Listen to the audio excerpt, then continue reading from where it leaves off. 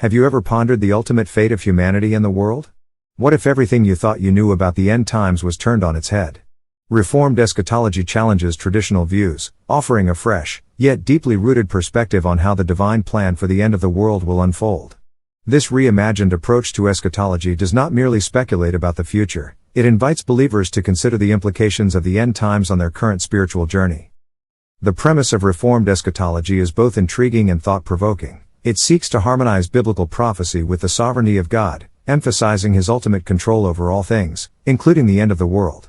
Rather than a chaotic series of events leading to a climactic battle between good and evil, Reformed Eschatology presents a vision where Christ's victory is already secured and unfolding through the Church's mission on earth.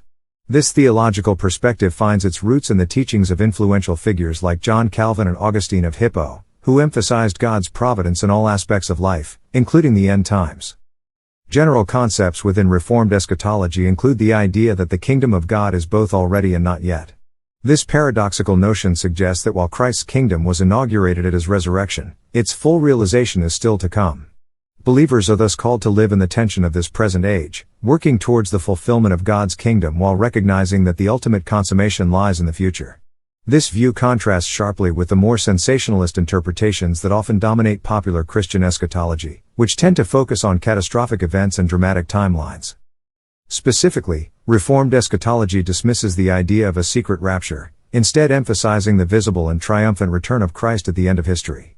It also rejects the notion of a literal 1,000-year reign of Christ on earth, often associated with premillennial dispensationalism, in favor of an amillennial or postmillennial interpretation.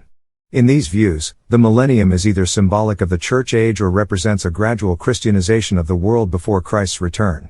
This perspective encourages believers to engage actively in the world, seeing their efforts as part of God's redemptive plan, rather than passively awaiting the end. As you contemplate these ideas, consider this: how does your understanding of the end times influence your daily spiritual life? Reformed Eschatology challenges you to live with a renewed sense of purpose, fully engaged in the world, while keeping your eyes fixed on the ultimate hope of Christ's return. What steps will you take today to align your life with this transformative vision of the future?